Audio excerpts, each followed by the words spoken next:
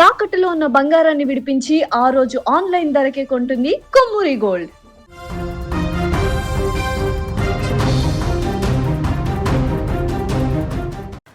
తమిళనాడు ఎన్నికల్లో సంచలనమైనటువంటి పోలింగ్ నమోదైంది.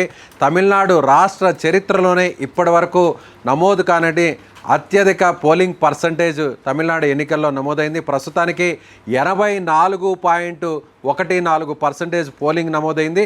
ఇంకా కూడా ఓటర్లందరూ కూడా క్యూ లైన్లో నిల్చుకున్నారు. కొన్ని చోట్ల పోలింగ్ బూత్స్లో కొన్ని చోట్ల ఈవీఎంస్ మొరాయించడంతో పోలింగ్ సమయాన్ని కొంతవరకు పెంచారు. అంటే రాత్రి 10-11 వరకు కూడా పోలింగ్ కొన్ని బూతుల్లో కొనసాగేటువంటి అవకాశం ఉంది. కాబట్టి ఈ పోలింగ్ పర్సంటేజ్ 84 నుంచి మరింత కూడా పెరిగేటువంటి అవకాశం ఉంది. అంటే గత ఎన్నికల్లో చూసినట్లయితే దాదాపు 78.83 పోలింగ్ పర్సంటేజ్ గత ఎన్నికల్లో నమోదైతే ఈసారి ఇప్పటికే అంటే 6 గంటలు ముగిసి ప్రస్తుతం 7 గంటలు దాటిన తర్వాత ఇప్పటికే దాదాపు 84 పోలింగ్ పర్సంటేజ్ పూర్తయిందంటే ఇక రాత్రికి పూర్తిగా పోలింగ్ పర్సంటేజ్ అంతా లెక్క గడితే ఫైనల్ పర్సంటేజ్ చూసినట్లయితే అది 85 కూడా దాటేటువంటి అవకాశం ఉంది. అయితే ఇప్పుడు అందరూ కూడా పెరిగిన పోలింగ్ పర్సంటేజ్ ఏ పార్టీకి కీలకం, ఏ పార్టీకి అనుకూలంగా మారబోతుందని చూస్తే ఖచ్చితంగా ఇది విజయ్కి అనుకూలంగా మారుతుందని విశ్లేషకులందరూ కూడా భావిస్తున్నారు. ఎందుకంటే ఇప్పటివరకు కూడా తమిళనాడు ఎన్నికల్లో 2 ప్రధాన పార్టీల మధ్య పోరాటం జరిగేది. అది డిఎంకే పార్టీ, అన్నా డిఎంకే పార్టీ. గతంలో డిఎంకే పార్టీ తరఫున కరుణానిధి ఉండేవారు. ఆ తర్వాత అన్నా డిఎంకే పార్టీని ఏర్పాటు చేసిన తర్వాత ఎంజీఆర్ ఉన్నారు. ఎంజీఆర్ ముఖ్యమంత్రి అయ్యారు. ఆ తర్వాత జయలలిత ఆయన వారసురాలుగా కొనసాగారు. ఆమె కూడా ముఖ్యమంత్రి అయినటువంటి పరిస్థితి. ఆ తర్వాత ఇప్పుడు ముఖ్యంగా ఈ 2 పార్టీల మధ్య జరుగుతున్నటువంటి పోరాటం కొన్ని దశాబ్దాలుగా 2 పార్టీల మధ్య యుద్ధం వాతావరణంతో నడుస్తూ వచ్చింది. అయితే ఇప్పుడు ఈసారి అనూహ్యంగా డిఎంకేతో పాటుగా అన్నా డిఎంకే అలాగే ఇప్పుడు అనూహ్యంగా TVK party hero Vijay party కూడా ఇప్పుడు కీలకంగా మారబోతుంది. ఇప్పుడు 3 పార్టీల మధ్య త్రికోణ పోటీ అయితే ఇక్కడ త్రిముఖ పోటీ అయితే ఇక్కడ కొనసాగుతుందనే చెప్పాలి. ఇప్పుడు ఎవరు నెంబర్ 1 ప్లేస్లో నిలవబోతున్నారు, ఎవరు నెంబర్ 2లో ఉంటారు, ఎవరు నెంబర్ 3గా ఉంటారు, ముఖ్యంగా విజయ్ నెంబర్ 1లో ఉంటారా లేదా నెంబర్ 2లో ఉంటారా అనే విషయాన్ని పక్కన పెడితే ఇప్పటికిప్పుడు విజయ్ నెంబర్ 1లో ఉండకపోయినా కూడా విజయ్ సాధించేటువంటి ఓట్ల పర్సంటేజ్, విజయ్ సాధించేటువంటి సీట్ల సంఖ్య తమిళనాడు ఎన్నికల్ని తమిళనాడులో ప్రభుత్వ ఏర్పాటు చేయడానికి చాలా కీలకంగా మారబోతుంది. ప్రస్తుతానికి విశ్లేషకుల అంచనాలు కూడా అదే విధంగా ఉన్నాయని చెప్పాలి. అంటే 85% పోలింగ్ పర్సంటేజ్ పెరిగిందంటే పెరిగినటువంటి 7% ఎక్కడైనా కూడా విజయానికి, ముఖ్యంగా ఏ పార్టీ అయినా కూడా అధికారంలోకి రావడానికి విజయానికి కీలకమైనటువంటి పర్సంటేజ్ దాదాపుగా 3-4% మాత్రమే ఉంటుంది. అంటే మెజారిటీ సాధించాలన్నా కూడా ప్రత్యర్థి పార్టీలకు సంబంధించినటువంటి అభ్యర్థులు మెజారిటీ సాధించడానికి ఈ పోలింగ్ పర్సంటేజే చాలా కీలకంగా మారిపోతుంది. అయితే ఇప్పుడు దాని మధ్య వ్యత్యాసం దాదాపు 7% ఉండడంతో ఈ 7% ఎవరికి పడి ఉంటుంది అనేటువంటి లెక్కలు కూడా వేస్తున్నారు. సో ఇప్పుడు ముఖ్యంగా చూసినట్లయితే ఇప్పటివరకు వచ్చినటువంటి సర్వేలన్నీ కూడా చూస్తే విజయ్ పోలింగ్ పర్సంటేజు సీట్ల మీదే మొత్తం ప్రభుత్వాన్ని ఏర్పాటు చేసేటువంటి పరిస్థితులు కూడా ఉంటాయనేది చాలా కూలంకుషంగా చెప్తున్నారు. అయితే ఇప్పుడు ముఖ్యంగా స్టాలిన్, సీఎంగా ఉన్నటువంటి స్టాలిన్ రెండోసారి తిరిగి తమ ప్రభుత్వాన్ని ఏర్పాటు చేయాలి, రెండోసారి డిఎంకే పార్టీని అధికారంలోకి తీసుకురావాలనేటువంటి ఆలోచన అయితే ఆయన చేస్తున్నారు. అందుకు తగ్గట్టుగా మేనిఫెస్టోను కూడా రెడీ చేశారు, పథకాలను కూడా ఆయన అందుకు తగ్గట్టుగానే ప్రకటించారు. అయితే ఇప్పుడు ఒకసారి తమిళనాడుకు సంబంధించినటువంటి ఎన్నికల ఫలితాలను మనం ముందు జరిగినటువంటి ఫలితాలను ఒకసారి మనం పరిశీలన చేసినట్లయితే ఇప్పటి వరకు అన్నా డిఎంకే పార్టీ మాత్రమే రెండవసారి ప్రభుత్వాన్ని ఏర్పాటు చేస్తూ వచ్చింది. అంటే ఒకసారి గెలిచిన తర్వాత రెండోసారి గెలవడం అనేది అది ఎంజీఆర్ హయాంలో వరుసగా 3 సార్లు జరిగింది. ఆయన పార్టీ పెట్టిన తర్వాత 1977 తర్వాత జరిగింది 3 సార్లు. ఆ తర్వాత జయలలిత ముఖ్యమంత్రిగా ఉన్న సమయంలో 2011లో మళ్ళీ జయలలిత రెండవసారి తాను అధికారాన్ని నిలుపుకొని రెండవసారి అధికారంలోకి వచ్చింది. అయితే ఆమె దురదృష్టవశాత్తు ఆమె అనారోగ్యంతో చనిపోవడం జరిగింది. ఆ తర్వాత ముఖ్యమంత్రులు మారినటువంటి పరిస్థితులు కూడా మనం చూసాం. అప్పుడు జయలలిత స్థానంలో పళనిస్వామి అన్నా డిఎంకే పార్టీకి ఆయన నాయకుడయ్యాడు, ముఖ్యమంత్రి అయినటువంటి పరిస్థితి చూసాం. అయితే 2021లో జరిగినటువంటి ఎన్నికల్లో స్టాలిన్ ముఖ్యమంత్రి అయ్యారు. డిఎంకే స్పష్టమైనటువంటి మెజార్టీని ఇక్కడ సాధించిందని చెప్పాలి. ఇక్కడ విజయ్ ఎందుకు కీలకంగా మారబోతున్నారు, విజయ్ వైపు ఇప్పుడు జాతీయ పార్టీలు ఎందుకు చూస్తున్నాయి, ముఖ్యంగా ఎన్డీఏ ఇప్పుడు విజయ్ వైపు ఎందుకు చూసేటువంటి ప్రయత్నం చేస్తుంది అని చూస్తే, ముఖ్యంగా ఎన్నికలకు వెళ్లే ముందే కూటములు ఏర్పాటయ్యేటువంటి సమయంలోనే విజయ్ తన పార్టీని అనౌన్స్ చేసినటువంటి సమయంలోనే ఎన్డీఏలోకి విజయ్ వెళ్తారు. డిఎంకే పార్టీని, డిఎంకే ప్రభుత్వాన్ని గద్దె దింపాలంటే ఇప్పుడున్నటువంటి పరిస్థితుల్లో అక్కడ తమిళనాడులో ఉన్నటువంటి రాజకీయ సమీకరణాల నేపథ్యంలో ఖచ్చితంగా విజయ్ అక్కడ స్టాలిన్ని గద్దె దింపాలంటే ఖచ్చితంగా అన్నా డిఎంకేతో కలవాలి. కేంద్రంలో పవర్లో ఉన్నటువంటి ఎన్డీఏతోనే కలిస్తేనే అది సాధ్యపడుతుంది. ఎన్నికల్లో కూడా విజయ్కి అది చాలా ఒక సువర్ణ అవకాశంగా మారుతుంది అనేటువంటి అంశాన్ని కూడా అక్కడ ఉన్నటువంటి రాజకీయ పండితులు, విశ్లేషకులు కూడా ఈ ప్రతిపాదనలు కూడా తీసుకొచ్చారు. ఒకానొక సందర్భంలో విజయ్ను కలుపుకొని ఒక కూటమిగా ఏర్పడి అటు ఇండియా కూటమికి అంటే డిఎంకే కూటమికి ప్రత్యామ్నాయంగా ఈ కూటమిని మార్చాలి. అలాగే స్టాలిన్కు ప్రత్యామ్నాయంగా పోటీదారుడిగా ఒక మాస్ ఇమేజ్ ఉన్నటువంటి లీడర్గా విజయ్ని ప్రొజెక్ట్ చేయాలని కూడా ఎన్డీఏ భావించింది. విజయ్ని స్టాలిన్ స్థానంలో అక్కడ సీఎం అభ్యర్థిగా కూడా ప్రకటించాలనేటువంటి ఒక డిమాండ్ కూడా వచ్చింది. అయితే విజయ్ మాత్రం వీటన్నిటిని కొట్టిపారేశాడు. ఎక్కడ కూడా బీజేపీతో కానీ అన్నా డిఎంకేతో కానీ కలిసే ప్రసక్తే లేదు అనేటువంటి విషయాన్ని కూడా చెప్పారు. అలాగే అన్నా డిఎంకేకి కూడా ఇప్పుడు ఒక నాయకత్వం ఏమి అనేది కూడా చాలా స్పష్టంగా కనిపిస్తుంది. ఎక్కడైనా కూడా డిఎంకే పార్టీకి కరుణానిధి ఉన్నారు మొదట్లో, ఆ తర్వాత అన్నా డిఎంకేకి ఎంజీఆర్ ఉన్నారు. ఎంజీఆర్ చనిపోయిన తర్వాత అన్నా డిఎంకేకి సినిమాల నుంచే వచ్చినటువంటి ఎంజీఆర్ స్థానంలో జయలలిత ఆయన రాజకీయ వారసురాలుగా కొనసాగారు. ఆమె కూడా ముఖ్యమంత్రిగా కొన్ని దఫాలు ఆమె కూడా గెలిచారు. రెండోసారి కూడా తన ప్రభుత్వాన్ని నిలుపుకున్నారు. అయితే ఇప్పుడు అంత చరిష్మా ఉన్నటువంటి నాయకుడు అన్నా డిఎంకేలో లేరు కాబట్టి ఆ స్థానాన్ని భర్తీ చేయాలంటే అది విజయ్తోనే సాధ్యపడుతుందనేటువంటి అంచనాలను వేసింది కేంద్ర ప్రభుత్వం, జాతీయ నాయకత్వం. అందుకు తగ్గట్టుగా కొన్ని పావులను కూడా కదిపింది. కానీ విజయ్ మాత్రం తాను సింగిల్గానే పోటీ చేయాలి, సింగిల్గానే ప్రజల మద్దతు ఉంటే తాను ముఖ్యమంత్రిగా గెలుస్తాను, అవసరమైతే ప్రభుత్వాన్ని ఏర్పాటు చేస్తాను. ఒకవేళ ప్రజలు నాకు ఆ స్థాయిలో అవకాశం ఇవ్వకపోయినా కూడా తనకు చిన్న వయసు ఉంది కాబట్టి సుదీర్ఘంగా నేను రాజకీయాల్లో పోరాటం చేయాలనేటువంటి ఉద్దేశంతో వచ్చాను కాబట్టి ఒకవేళ ఇప్పుడు నాకు అవకాశం ఇవ్వకపోయినా కూడా వచ్చే దఫా అయినా కూడా అవకాశం ఉంటుంది. ఇప్పుడున్నటువంటి ఈ సాంప్రదాయ పార్టీలకు విరుద్ధంగా, సాంప్రదాయ పార్టీలకు ప్రత్యామ్నాయంగా డిఎంకే, అన్నా డిఎంకే, కాంగ్రెస్, బీజేపీ ఇతర పార్టీలకు ప్రత్యామ్నాయంగా తనను ఎంచుకుంటారు. యువ ఓటర్లందరూ కూడా తమ వైపు ఉంటారు. అక్షరాస్యులు ముఖ్యంగా ఎవరైతే చదువుకున్నటువంటి విద్యావంతులందరూ కూడా తమ వైపు ఉంటారు. కర్షకులు ముఖ్యంగా ఎవరైతే కార్మికులు అలాగే అసంఘటితంగా ఉన్నటువంటి వారందరూ కూడా తమ వైపు ఉంటారు అనేటువంటి ఉద్దేశంతో ఆ మేనిఫెస్టోని రెడీ చేశాడు విజయ్. ఇప్పుడు ఎన్నికలు అయితే ప్రశాంతంగా పూర్తయ్యాయి. ఎన్నికల్లో పోలింగ్ పర్సంటేజ్ అనూహ్యంగా పెరిగింది. అనూహ్యంగా పెరగడానికి ప్రధాన కారణం విజయ్ అనేది ఇప్పుడు అక్కడ ఉన్నటువంటి రాజకీయ విశ్లేషకులు చెప్తున్నటువంటి మాట. ఎందుకంటే విజయ్ చేసినటువంటి ప్రచారం, విజయ్ నిర్వహించినటువంటి రోడ్ షోలు, విజయ్ వదిలినటువంటి మాటల తోటాలు విజయ్ మీద రకరకాలుగా ఇబ్బంది పెట్టేటువంటి ప్రయత్నం జరిగింది.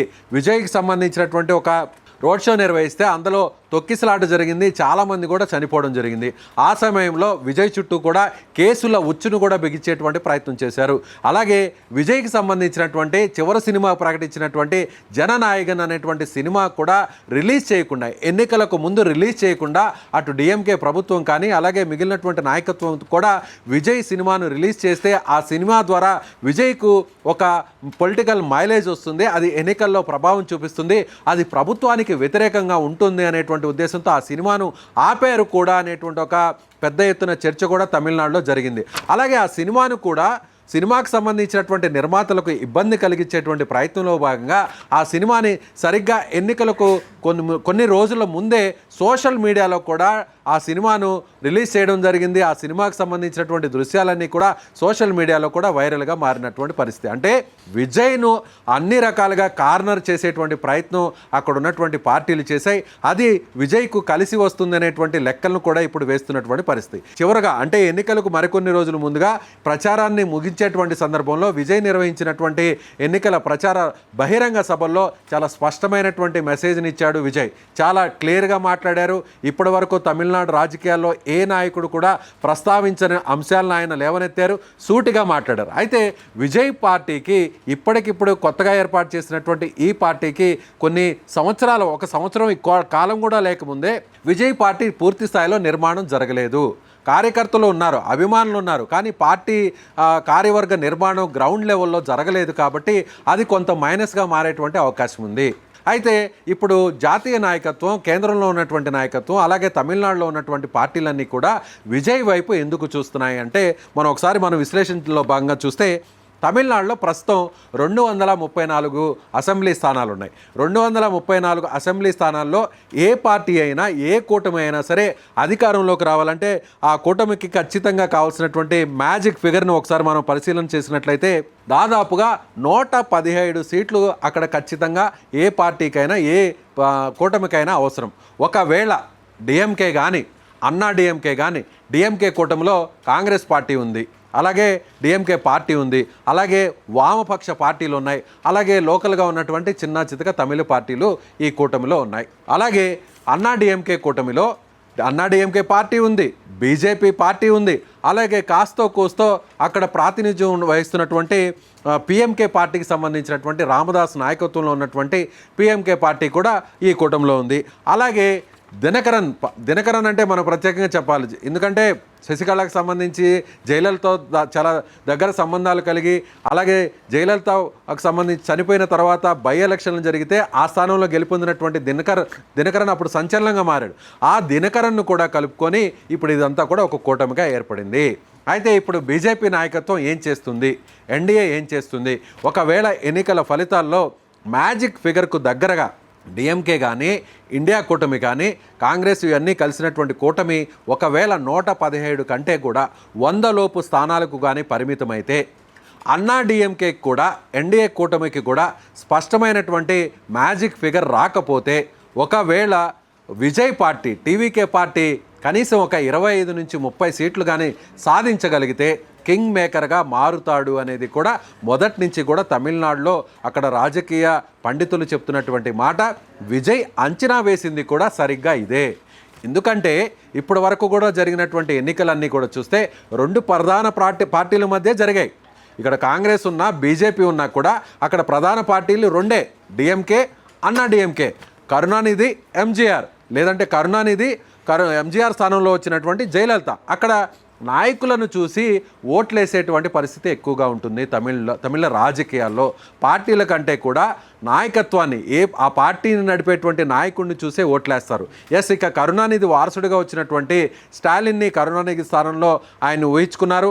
అందుకు ఆయన నాయకత్వాన్ని కూడా ఆమోదించారు. కరుణానిధి చనిపోయిన తర్వాత స్టాలిన్ కూడా కరుణానిధి బతికి ఉన్నప్పుడే, ఆయన ముఖ్యమంత్రిగా ఉన్నప్పుడే ఆయన తరువాత స్థానంలో అన్ని రకాల కార్యక్రమాలు పార్టీని నడిపించడం కావచ్చు, ప్రభుత్వంలో కీలకంగా ఉండడం కావచ్చు, ఇవన్నీ కూడా స్టాలిన్ నిర్వహించాడు. కాబట్టి క్యాడర్కి అందుబాటులో ఉన్నాడు. కాబట్టి ఒక మాస్ ఇమేజ్ ఉన్నటువంటి నాయకుడు. కాబట్టి స్టాలిన్కు ఆ పార్టీ నాయకత్వంతో పాటుగా ప్రజలు కూడా అక్కడ తమిళనాడులో గత ఎన్నికల్లో పట్టం కట్టారు.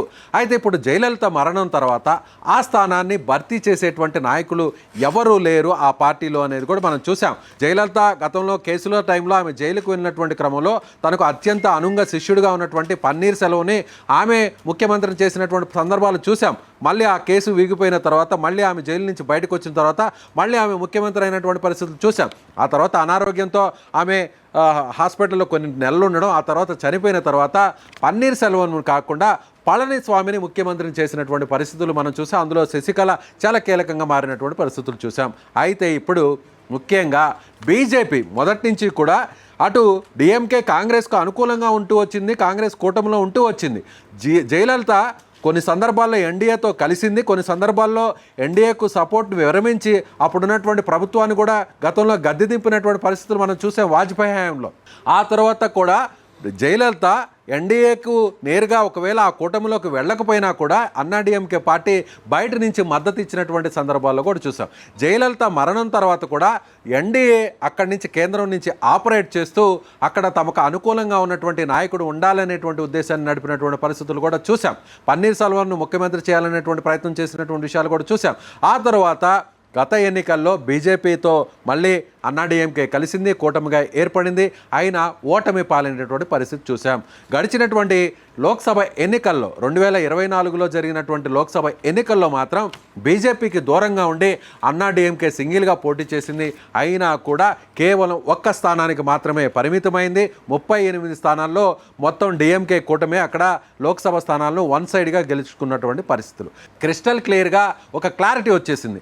సొంతంగా మనం ఎన్నికల్లో పోటీ చేసేటువంటి పరిస్థితి లేదు అనేటువంటి ఒక క్లారిటీకి వచ్చింది. అందుకే ఇప్పుడు అధికారంలో ఉన్నటువంటి మోడీతో చేతులు కలిపింది, మళ్ళీ బీజేపీ దిక్కనుకునింది, మళ్ళీ బీజేపీతో కలిసి ఇప్పుడు ఈ ఎన్నికల్లో పోటీ చేసింది.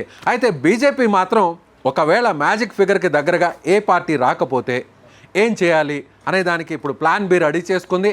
ఆ ప్లాన్ బియే దళపతి విజయ్, టీవీకే పార్టీ అధినేత విజయ్ని కలుపుకొని సో అన్నాడీఎంకే మిగిలినటువంటి పార్టీలు బీజేపీ అన్నీ కలిసి మళ్ళీ తిరిగి కాంగ్రెస్ కూటమిలో కాంగ్రెస్ మద్దతుదారుడైనటువంటి పార్టీ నాయకుడిగా డిఎంకే పార్టీ అధినేతగా ఉన్నటువంటి స్టాలిన్ను గద్దె దింపాలంటే విజయ్ను స్టాలిన్కు ప్రత్యామ్నాయంగా తెర మీదకు తీసుకొచ్చేటువంటి ప్రయత్నాన్ని చేయబోతుంది. ఒకవేళ ఎన్నికల ఫలితాల్లో తారుమారు కాదు, ఒక రకంగా ఇప్పటి వరకు చూస్తే సర్వే అంచనాలని కూడా ఇంచుమించుగా అదే ఇచ్చాయి. డిఎంకే పార్టీకి మెజారిటీ స్థానాలు వస్తాయని చెప్తున్నా, అన్నాడీఎంకేకి ఆ స్థాయిలో రావని చెప్తున్నా కూడా విజయ్ అనే పార్టీకి సంబంధించి టీవీకే పార్టీ చాలా కీలకంగా మారుతుంది. కనీసం 20-25 స్థానాలు కానీ ఒకవేళ విజయ్ సాధిస్తే కింగ్ మేకర్గా మారుతాడు. అప్పుడు విజయ్కి నేరుగా ముఖ్యమంత్రి స్థానాన్ని కట్టబెట్టేటువంటి అవకాశం కూడా ఉంది. మహారాష్ట్ర ఎన్నికల్లో మనం ఇదే చూసాం. మహారాష్ట్ర ఎన్నికల్లో తమ ప్రత్యర్థి పార్టీకి అవకాశం ఇవ్వకుండా శివసేనకు సంబంధించినటువంటి షిండే వర్గానికి అక్కడ ఆ ముఖ్యమంత్రి స్థానాన్ని కట్టబెట్టినటువంటి పరిస్థితి కూడా చూసాం. అంటే శివసేన తమకు హ్యాండ్ ఇచ్చింది. బీజేపీకి మహారాష్ట్రలో శివసేన మద్దతుదారుడిగా కలిసి ఎన్నికల్లో పోటీ చేసి తీరా ఎన్నికల్లో తమకు ఎక్కువ సీట్లు వచ్చాయనేటువంటి ఉద్దేశంతో అనూహ్యంగా కాంగ్రెస్తో ఎన్సీపీతో చేతులు కలిపి ప్రభుత్వాన్ని అక్కడ ఏర్పాటు చేసింది శివసేన. సో సరిగ్గా ఆ అవకాశాన్ని మలుచుకుని శివసేనలోనే ఒక వర్గాన్ని చీల్చి ఆ వర్గంలో ఉన్నటువంటి వ్యక్తికి అక్కడ ముఖ్యమంత్రి పదవిని ఆఫర్ చేసి సో తాము అనుకుంటే ఏం చేయగలమో రాజకీయాల్లో వ్యూహరచన ఎంత పక్కగా అమలు చేయాలనేటువంటి విషయాన్ని మహారాష్ట్ర ఎన్నికల్లో చూపింది బీజేపీ. సో సరిగ్గా మహారాష్ట్ర ప్లాన్ని తమిళనాడులో కూడా ఇంప్లిమెంట్ చేయాలి. ముఖ్యంగా సౌత్ ఇండియాలో ఇప్పటి వరకు కూడా కర్ణాటకలో బీజేపీ సొంతంగా తన ప్రభుత్వాన్ని ఏర్పాటు చేసింది. ఆ తర్వాత ఆంధ్రప్రదేశ్లో తెలుగుదేశం పార్టీతో కలిసి ఇప్పుడు ఎన్డీఏ పార్టీగా ఇక్కడ అధికారంలో ఉంది. అలాగే తెలంగాణలో ఎంత ప్రయత్నం చేస్తున్నా కూడా ఇక్కడ సొంతంగా పార్టీని తమ అనుకూలంగా ఉన్నటువంటి పార్టీని ఇక్కడ అధికారంలోకి తీసుకురాలనేటువంటి పరిస్థితి ఉంది. ఇక మిగిలినటువంటి ఆప్షన్ పెద్ద రాష్ట్రం సౌత్ ఇండియాలో రాబోయేటువంటి ఎన్నికల్లో అంటే తర్వాత జరగబోతున్నటువంటి లోక్సభ ఎన్నికల్లో తమిళనాడుని కూడా తమ వైపుగానే తిప్పుకోగలిగితే దక్షిణ భారతదేశంలో మెజారిటీ సీట్లను పెంచుకోగలిగితే ఒకవేళ ఉత్తర భారతదేశంలో రేపు సీట్లు తగ్గినా కూడా అది దక్షిణాది నుంచి కవర్ చేయడం కోసం ఇప్పటి నుంచే ప్లాన్ బిని రెడీ చేసింది బీజేపీ నాయకత్వం. అందులో భాగంగా ఖచ్చితంగా విజయ్ వైపు మోడీ చూస్తున్నారు. ఒకవేళ హంగ్ ఏర్పడితే తమిళనాడు ఎన్నికల్లో ఎవరికి స్పష్టమైనటువంటి మెజారిటీ రాకపోతే, మెజారిటీ సీట్ల సంఖ్య లేకపోతే, మ్యాజిక్ ఫిగర్కు దగ్గరగా రాకపోతే విజయ్ కింగ్ మేకర్గా మారబోతారు. విజయ్ మద్దతుతో విజయ్ సాధించినటువంటి సీట్లు ఒకవేళ కీలకంగా మారితే ఖచ్చితంగా విజయ్ని కలుపుకొని ముందుకు వెళ్ళడానికి సిద్ధంగా ఉంటుంది బీజేపీ ఎన్డీఏ. అయితే విజయ్ ఒకవేళ బీజేపీతోనే ఎందుకు వెళ్ళాలి, అన్నాడీఎంకేతోనే ఎందుకు కలిసి వెళ్ళాలి, విజయ్ ఎందుకు అటువైపు వెళ్ళకూడదు అనేటువంటి ఒక ప్రశ్న కూడా ఉత్పన్నమవుతుంది. అందుకు సరైనటువంటి విశ్లేషణ కూడా ఇంకోటి ఉంది. ఏంటంటే ఇప్పుడు అక్కడ అధికారంలో ఉన్నటువంటి నాయకుడు, అధికారంలో ఉన్నటువంటి ముఖ్యమంత్రి డిఎంకే అధినేత స్టాలిన్ ముఖ్యమంత్రిగా ఉన్నాడు. కాబట్టి స్టాలిన్ ముఖ్యమంత్రి పదవిలో నుంచి దిగి ఒకవేళ సీట్ల సంఖ్య అవసరమైతే మ్యాజిక్ ఫిగర్ దాటడానికి విజయ్కి వచ్చినటువంటి సీట్లను కానీ కలుపుకుంటే విజయ్ స్టాలిన్ని ముఖ్యమంత్రి చేయడానికి ఎట్టి పరిస్థితుల్లో కూడా ఒప్పుకోడు.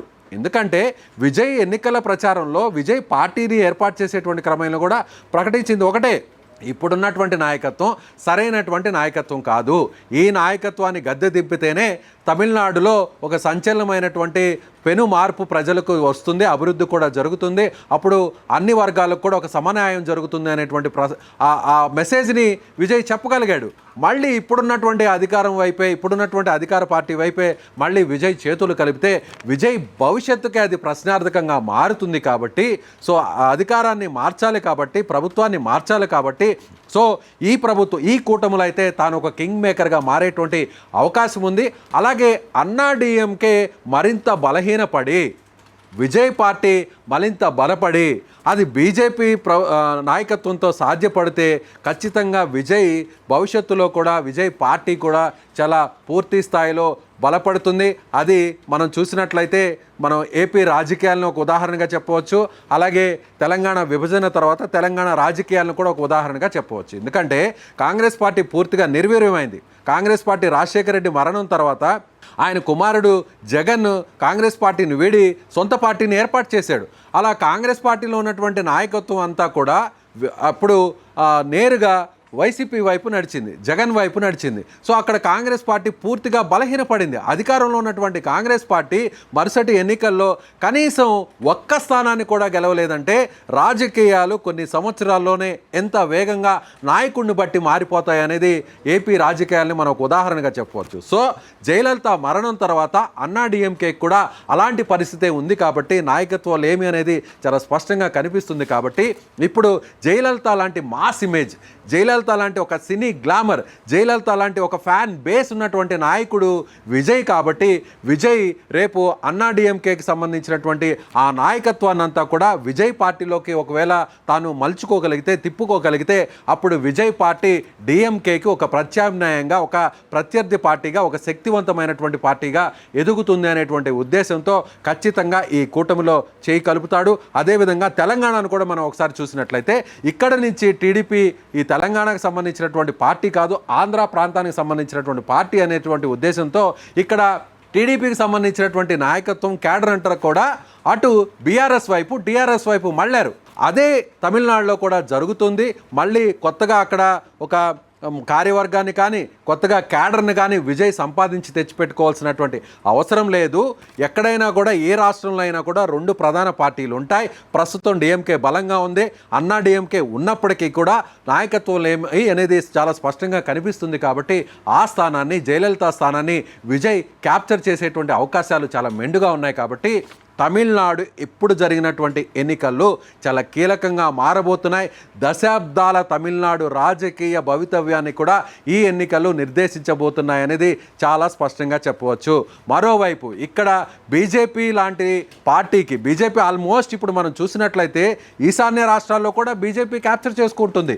అలాగే ఉత్తర భారతాన్ని మొత్తాన్ని కూడా బీజేపీ తన వైపు తిప్పుకోగలిగింది. ఇక దక్షిణ భారతదేశంలో బీజేపీ ఇప్పటికే తన మిత్ర పార్టీ అయినటువంటి ఎన్డీఏతో కలిసి, టీడీపీతో కలిసి, జనసేనతో కలిసి ఏపీలో అధికారంలో ఉంది. ఇక మిగిలినటువంటి ప్రధాన రాష్ట్రాలు కర్ణాటక, అలాగే తమిళనాడు. కాబట్టి తమిళనాడు వైపు చూడడానికి బీజేపీ సిద్ధంగా ఉంది. ఇక ఎలా అయినా సరే విజయ్ని కలుపుకొని తమిళనాడులో చక్రం తిప్పడానికి ప్రయత్నం చేస్తున్నారు మోడీ నాయకత్వం. సో మీకేమనిపిస్తుంది? విజయ్ చాలా కీలకంగా మారబోతున్నారా? విజయ్కి ఈ ఎన్నికలు ఎంత కీలకం? విజయ్ ఎన్ని సీట్లను సాధించబోతున్నారు? విజయ్ స్టాలిన్ను గద్దె దింపేటువంటి శక్తి సామర్థ్యాలు విజయ్కి ఉండబోతున్నాయా? జయలలిత స్థానాన్ని ఆ మాస్ క్యాపబిలిటీ, ఆ మాస్ ఇమేజ్ ఉన్నటువంటి స్టేచర్గా, నాయకుడిగా విజయ్ ఎదగబోతున్నాడా? అయితే మీ అభిప్రాయాన్ని కింద కామెంట్ బాక్స్లో ఖచ్చితంగా చేయండి.